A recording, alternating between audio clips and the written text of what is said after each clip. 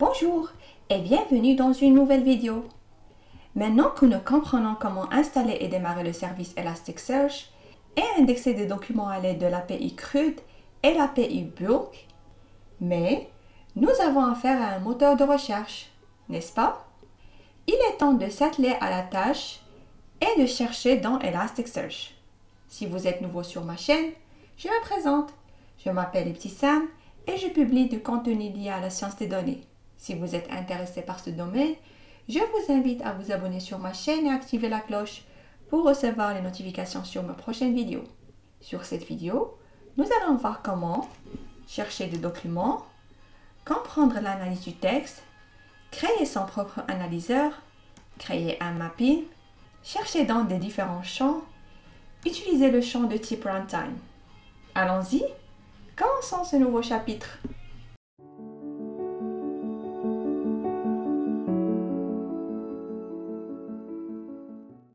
Nous allons donc commencer par indexer nos documents en utilisant le mapping que nous avons défini.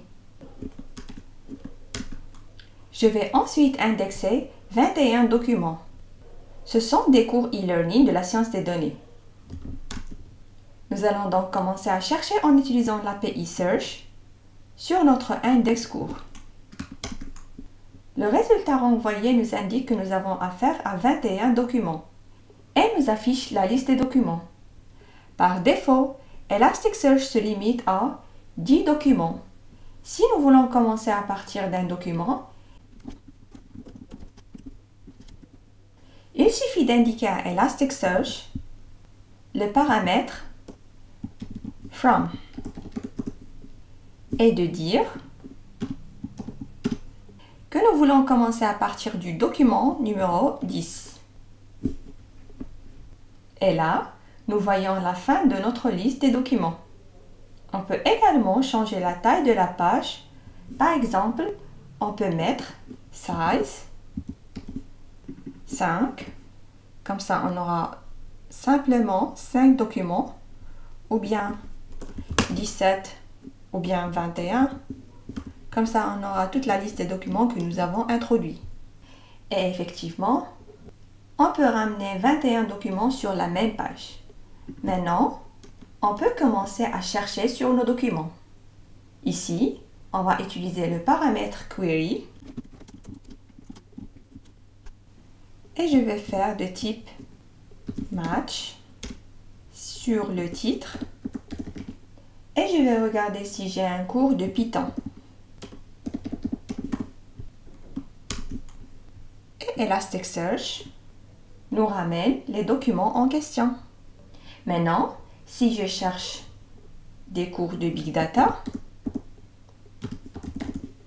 je peux utiliser par exemple titre Big Data et j'aurai la liste des documents. Je vois que le document qui a comme titre When you need data big volume est en premier. Je vais même tester avec data big. De nouveau, j'aurai le même cours When you need big data volume en premier. Mais cette fois-ci, on peut voir qu'on a même des cours qui contiennent le terme data science ou storytelling with data sur notre liste. Donc, on n'a pas besoin de traiter les données que l'utilisateur saisit lui-même. Il est possible d'utiliser à la fois plusieurs champs pour chercher en utilisant ce qu'on appelle une requête booléen, en utilisant le champ should.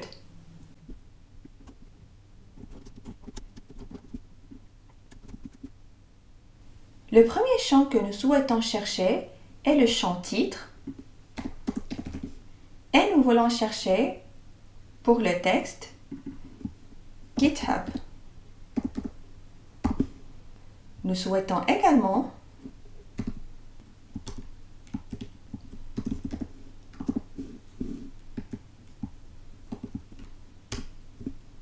chercher dans le champ description. Donc, nous ajoutons aussi une recherche du même contenu. On se rend compte qu'on a deux documents retournés. GitHub for Data Scientists et When you need data big volume. Parfois, on veut mettre en avant le résultat sur un champ. Par exemple ici, on veut mettre en avant les documents qui contiennent GitHub sur leur titre. Donc, on peut utiliser un champ qu'on appelle Boost avec un facteur de 5.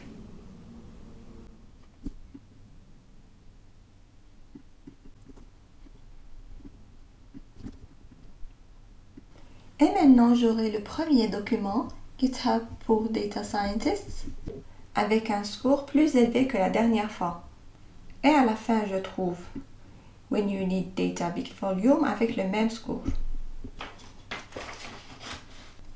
La clause should que nous avons utilisée ici permet un O, c'est-à-dire que le premier terme qu'on cherche, GitHub, va matcher soit sur le champ titre, soit sur le champ description. Mais s'il match sur les deux, on va additionner le score de chacun des champs. C'est grâce à ses capacités d'influer sur ce score des champs qu'on va pouvoir ensuite adapter le moteur de recherche à nos besoins métiers.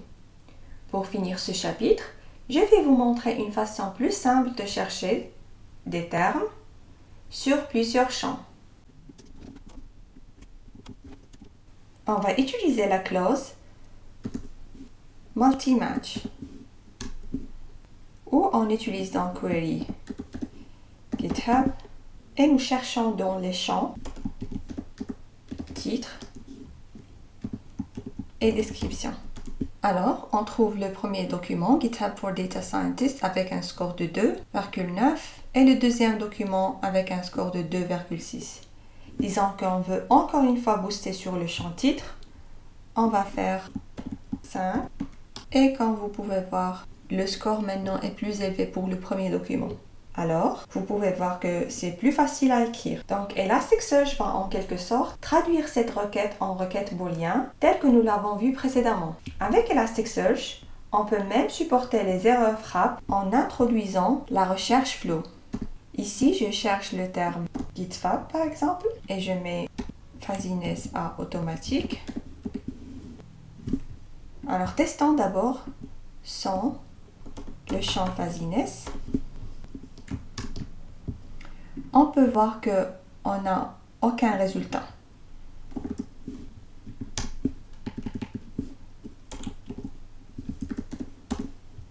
Alors testons et essayons avec le champ fuzziness et mettons-le en auto. Vous allez voir que Elasticsearch m'autorise à avoir des fautes de frappe à l'intérieur de mon texte. Maintenant, je pense que vous avez les bases de l'API de recherche Elasticsearch avec les paramètres from, size, pour la pagination dans les pages de résultats, ainsi que le contrôle de taille de ces pages. Aussi, vous avez suffisamment de bagages pour effectuer des requêtes simples de type match, qui nous ont permis de comprendre comment Elasticsearch nous propose des résultats triés par ordre de pertinence. Vous pouvez même écrire des requêtes booléennes afin de chercher dans plusieurs champs à la fois et aussi utiliser le champ multimatch pour ces fins. Lorsqu'on a indexé un champ texte, nous avons dit que les opérations d'analyse du texte avaient lieu. Mais on ne s'est pas arrêté sur qu'est-ce que c'est que l'analyse du texte en Elasticsearch. Essayons dans ce chapitre de découvrir qu'est-ce que c'est et pourquoi il est important que nous maîtrisons la façon dont le contenu textuel est indexé. Cherchons des cours dans lesquels on a le terme « données ». Nous voyons bien que nous arrivons à trouver des résultats. De la même façon, nous n'arrivons pas à trouver des résultats pour notre recherche avec le terme « données » sans accent. À la fois c'est logique, puisqu'il ne s'agit pas du même terme. Mais c'est assez frustrant de point de vue métier. Pour comprendre ce qui se passe, nous allons utiliser un API très intéressant qu'on appelle Analyze.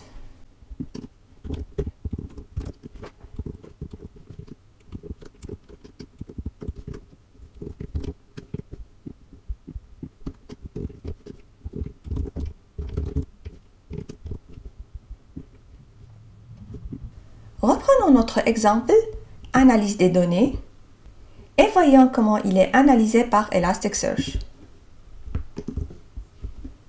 On y voit 3 tokens générés.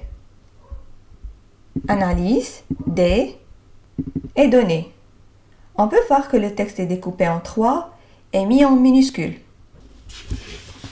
Ces informations que nous voyons ici sont celles qui vont exactement alimenter l'index inversé. Nous avons donc 3 tokens en minuscules qui seront associés au document indexé. Le même processus d'analyse va être exécuté lors de la phase de recherche. Le texte va produire 3 tokens, même si on utilise analyse des données en majuscule. Tout cela va devenir analyse des données en minuscule. Nous pouvons même rechercher des choses comme analyse des données avec un point d'exclamation et cela va produire les mêmes tokens. Et on va être capable de trouver l'information pour cette raison. Voyons maintenant comment on va analyser les termes que nous avons utilisés dans la première recherche pour voir comment vont être analysés avec les différentes variations.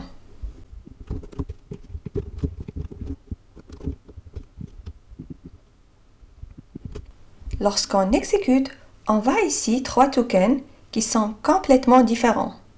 C'est pour ça qu'on n'arrive pas à mettre en relation toutes les variations. Pour corriger ce problème, on peut modifier l'analyseur qui est utilisé par défaut par Elasticsearch, ici sur le champ description. Pour cela, nous indiquons à Elasticsearch d'utiliser un analyseur français French.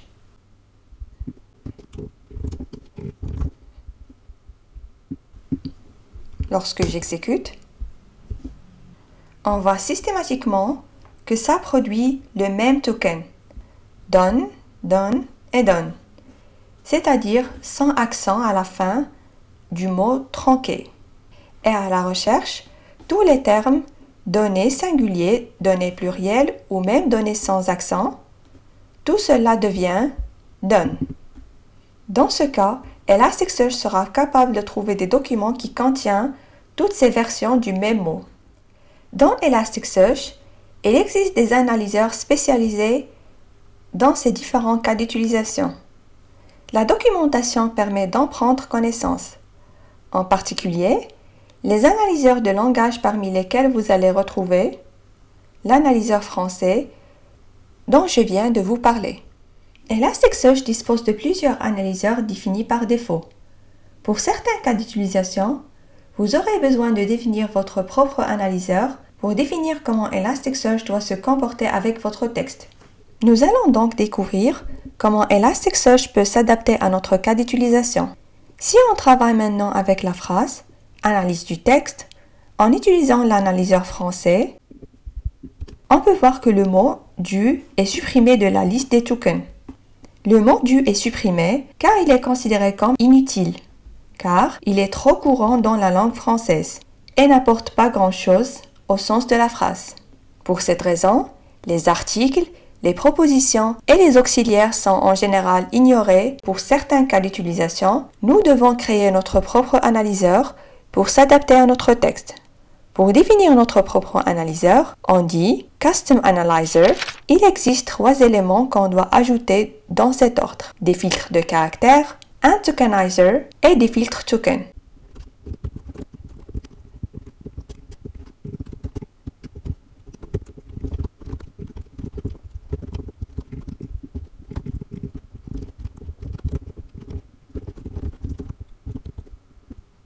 Alors, nous avons dit que pour définir votre propre analyseur, vous pouvez spécifier chacun de ces éléments: le filtre de caractère, le tokenizer et des filtres token. D'abord, vous voyez qu'on utilise un tokenizer standard, qui est le tokenizer par défaut. Ceci simplement découpe le contenu au changement entre les caractères alphanumériques et autres caractères et supprime les caractères non alphanumériques. J'exécute. On voit par exemple que le terme text mining est devenu text et mining. Aussi que la programmation C# ou bien le langage programmation C# est devenu C tout court, ce qui est différent de C#. Pour adresser ce problème de caractères spéciaux, nous pouvons mettre un filtre de caractères. Je vais utiliser ici un filtre de type mapping.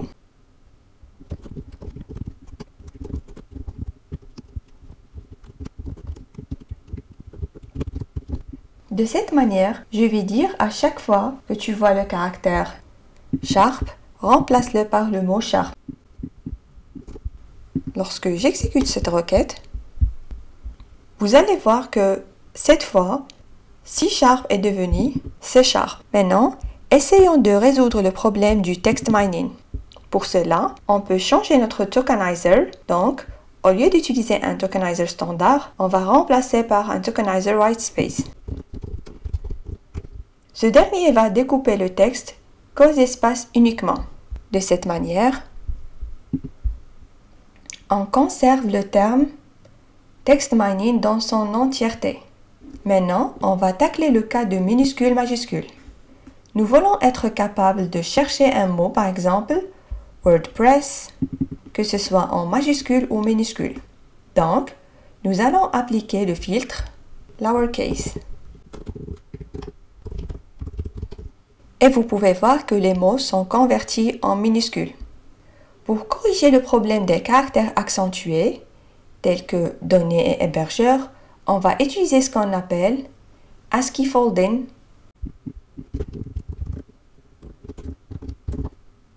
ASCII folding va permettre de transformer les accents en leur équivalent en ASCII. Donc, comme vous pouvez voir, le terme données et hébergeur n'ont plus d'accent. Maintenant, on va s'attaquer aux mots vides ou bien les mots les plus courants en français. Et pour ça, nous avons un filtre appelé StopWord.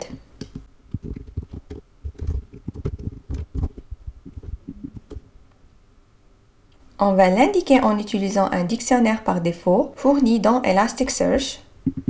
Vous pouvez voir que les termes comme de, les, du, un sont bien supprimés de notre liste de tokens. Par contre, on trouve encore le terme chez qui n'a pas été supprimé. Pour indiquer à Elasticsearch qu'on veut supprimer d'autres mots que l'on souhaite ignorer, comme par exemple le terme chez, je vais simplement ajouter ce terme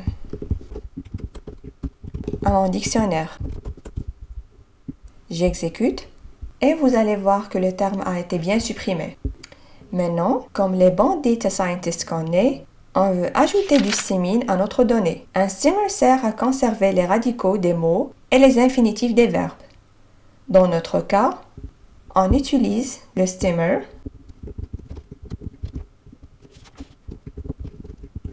LightFrench. Donc, vous allez voir que analyse est devenu analyse sans E, données, donne, programmation, programme, et ainsi de suite. Finalement, nous souhaitons dire à Elasticsearch que le mot text mining et data mining sont des synonymes. Donc, on peut utiliser text mining ou data mining pour chercher le même terme. Donc, on peut utiliser le terme data mining pour chercher text mining. Pour cela, j'ajoute un nouveau filtre de type synonyme.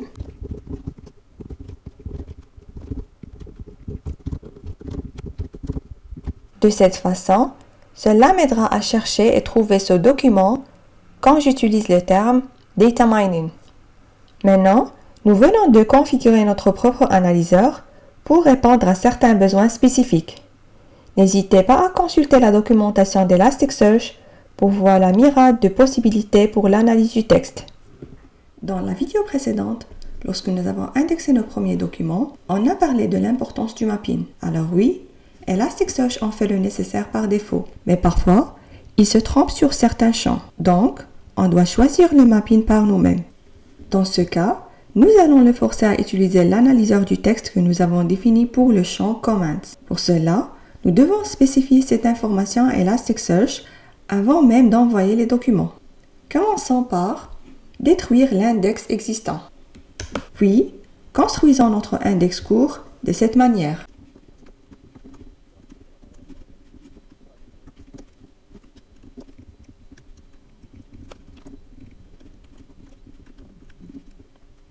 Nous définissons un mapping pour nos documents et nous appliquons l'analyseur French. Ensuite, nous allons indexer nos documents pour nous aider à envoyer plusieurs documents à la fois. Nous allons pouvoir maintenant effectuer des recherches sur nos documents en utilisant le terme Data Scientist avec ou sans S. Et vous pouvez voir que cela fonctionne correctement. Et si nous voulions indexer un document complet, comme celui que nous avons fait précédemment, il faut indiquer le mapping adéquat pour notre cas d'utilisation. La bonne pratique est de partir du document, récupérer son mapping généré automatiquement et l'adapter à notre besoin. Alors, exécutons ces requêtes. Nous indexons ici un document un peu plus complexe que les documents précédents. On voit qu'on a la date de publication, le nombre de commentaires, le score du cours et ainsi on a l'objet chapitre. Nous allons maintenant récupérer le mapping de l'index court pour le modifier et créer le mapping adéquat à notre cas d'utilisation. Alors, je copie cette partie mapping.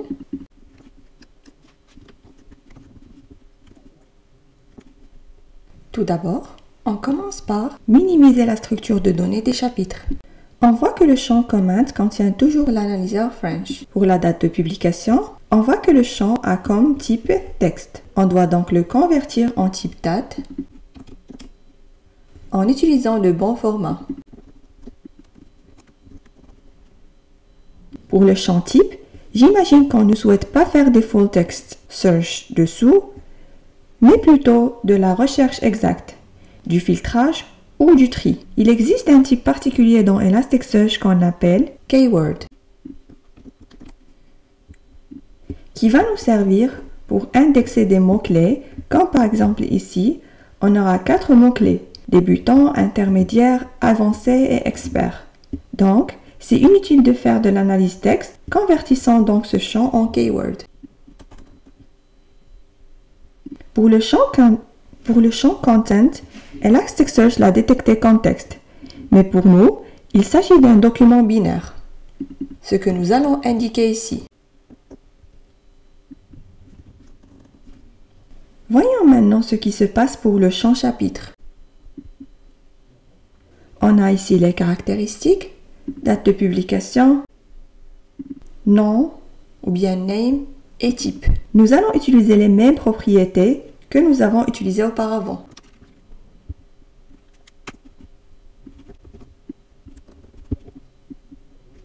Rappelez-vous qu'on a dit qu'on ne peut pas dénaturer un champ existant. Il va falloir donc supprimer l'index à nouveau. Créer le mapping.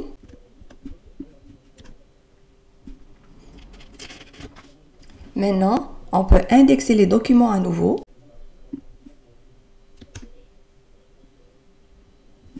Et vérifier si l'index a été mis à jour. Voilà. De cette façon, nous venons de créer un mapping pour notre document en s'inspirant d'un mapping généré automatiquement. Donc, on l'adapte à nos besoins et selon les opérations qu'on souhaite effectuer sur nos données par la suite. Maintenant que nous avons le mapping adéquat, essayons de faire des recherches dans les différents champs. On n'a qu'un seul document, donc essayons d'ajouter quelques cours supplémentaires à notre index. Ici, on a des cours prédéfinis. On va juste les copier.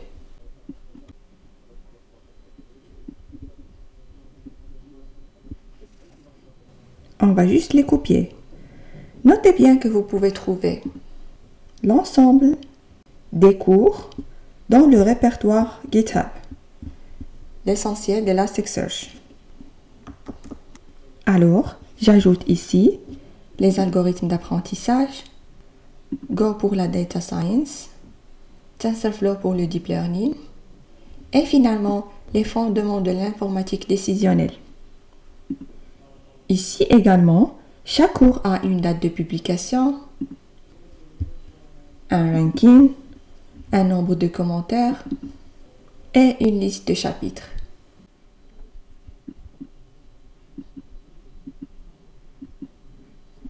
Commençons par les requêtes booléennes. Essayons avec cette requête que nous avons vue précédemment pour rechercher des cours de Deep Learning. Et voilà la liste des cours qui contient le terme Deep Learning. On peut aussi chercher des cours qui auraient parmi les chapitres un niveau de débutant.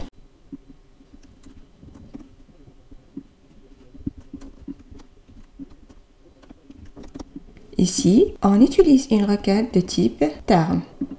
La particularité de cette requête est que le texte qu'on cherche n'est pas analysé. Le terme fourni est directement comparé avec l'index inversé, donc exécutons cette requête. On a ici deux documents, plutôt deux cours, Initiation au Deep Learning et TensorFlow pour le Deep Learning. Le cours Initiation au Deep Learning a 3 chapitres de niveau débutant. Aussi, le cours TensorFlow pour le Deep Learning a le premier chapitre niveau débutant. Comme on a dit, la particularité de cette requête de type terme est que le texte passé n'est pas analysé. Il va être directement comparé à l'index inversé. Essayons maintenant de filtrer nos résultats. La différence entre un filtre et une clause must que nous pouvons utiliser aussi dans ce cas est que le filtre ne contribue pas au score. Et donc, on peut le mettre en cache car il ne va pas évoluer le score de notre recherche. D'une manière générale, il vaut mieux utiliser un filtre que la clause must. Dans ce cas, ajoutons un filtre sur le ranking des vidéos.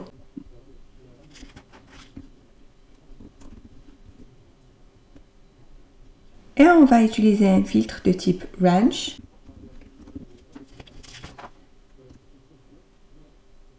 C'est-à-dire qu'on va spécifier que le ranking ou le score du cours doit être pris entre deux valeurs. Alors, on souhaite que le ranking de cours soit supérieur ou égal à 4 et inférieur strictement à 5. Lorsqu'on exécute, on peut voir qu'on a deux documents. Le premier document est l'initiation au Deep Learning. Le deuxième document est Go pour la Data Science. Essayons maintenant d'assouplir notre recherche pour avoir plus de documents. Donc, je peux changer les bornes et dire que je veux tous les cours entre 3 et supérieur ou égal à 5. Et voilà, maintenant, j'en ai en retour l'ensemble des cours dans Elasticsearch. Ce filtre range peut s'appliquer sur tous les types de données numériques, mais aussi sur les données date ou bien les données temporelles. Par exemple ici, on peut ajouter un filtre de type range sur la date de publication pour afficher les cours publiés dans l'année 2021.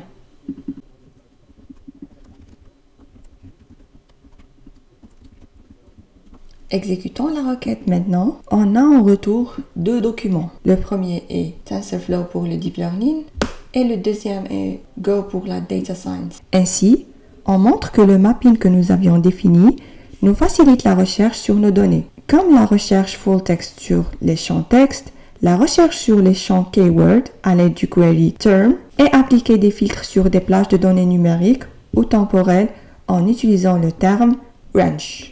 Imaginons que nous ayons déjà indexé un gros volume de données. Ici, je vais travailler avec des données réelles qui représentent des offres d'emploi connectées d'un agrégateur des offres d'emploi au Maroc, option carrière. L'ensemble des offres d'emploi utilisées dans cette partie sont dans le fichier data.json dans le dossier effectuer des recherches sous le dossier ou le répertoire GitHub essentiel d'Elasticsearch. Ici, vous disposez de 2000 offres d'emploi. Il suffit de les importer dans Elasticsearch en utilisant l'API Bulk pour suivre le reste de cette vidéo. De la même manière que la vidéo précédente, nous avons créé un mapping pour les données afin de les indexer dans Elasticsearch.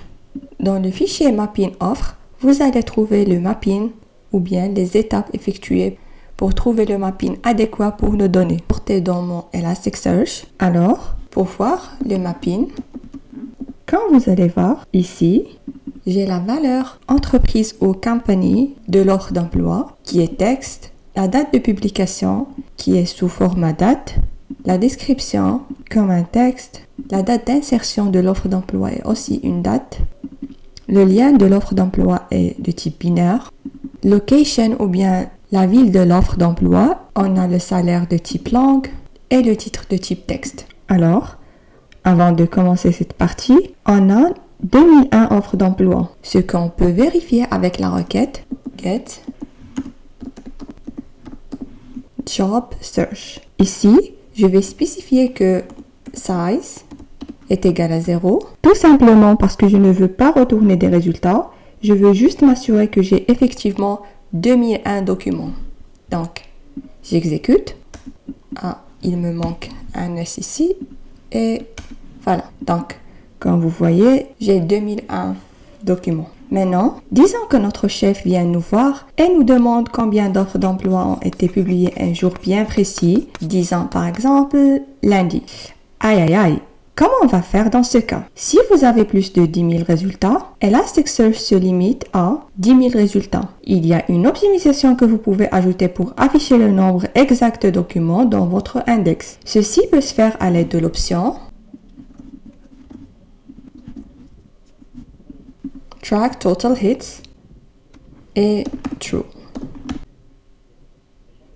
Malheureusement ici je n'ai que 2001 offres, donc c'est juste pour vous dire que Elasticsearch se limite à 10 000 résultats et avec l'aide de cette option, vous pouvez afficher plus de 10 000 résultats. Donc maintenant, cherchons si nous avons des offres d'emploi de téléconseillers. Alors, je vais utiliser le terme query match et je vais spécifier que le title contient le terme téléconseiller. Ici, je vais enlever la taille ou bien le champ size pour avoir les documents. J'exécute. On peut voir qu'ici, on a 29 documents dont le titre est téléconseiller. On a eu ce résultat en quelques millisecondes, exactement 13 millisecondes. Donc, vous pouvez voir l'efficacité du moteur de recherche Elasticsearch. Maintenant, revenons à notre question. Combien d'offres ont été publiées un lundi? Rappelez-vous que nous avons une date de publication pour chaque offre d'emploi. Mais, vu le format de la date de publication, il est impossible de savoir à quel jour cela correspond. Nous pourrions réindexer toute notre base source et calculer à la volée le nom du jour en fonction de la valeur de date de publication et stocker cette valeur dans un champ appelé jour publication. Mais cela peut prendre toute la matinée alors que nous avons d'autres requêtes à traiter. Mais alors, nous n'avons pas ce temps devant nous car la demande est urgente.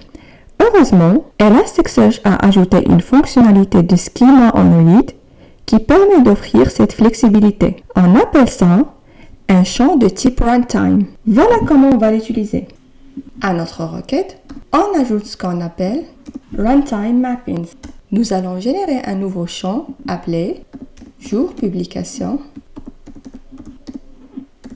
de type keyword.